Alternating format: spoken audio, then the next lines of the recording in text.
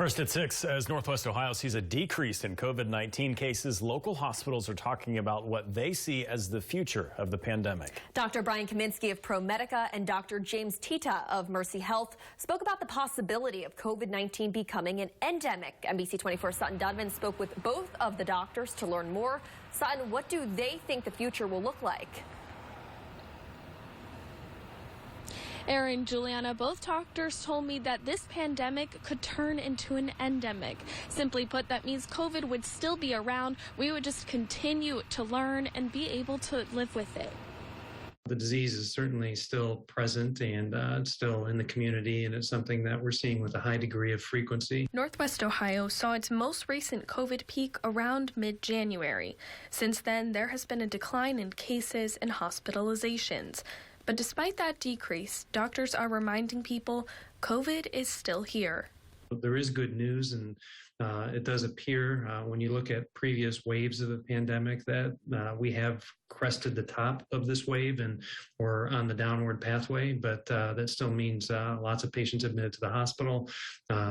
Patients are still sick and still contracting the disease in the community. Yet while COVID is still present in the community, that might be the future of the virus. Coronavirus going from a pandemic to an endemic. When it becomes endemic, it's still present, but we learn how to manage it. And it may be more prevalent in some areas than others. And we develop tools and strategies to live with the disease and to manage it. And I think that really probably is the next reasonable goal. While we can't predict the future, COVID has been so widespread around the world that it is likely that that is our future, which it is an endemic disease that we can live with. If COVID were to become endemic, it could be possible a yearly COVID shot would be recommended based on the previous year's strain, much like we see now with a yearly flu shot. This can be a disease that we can live with. And so in that sense, I think there is some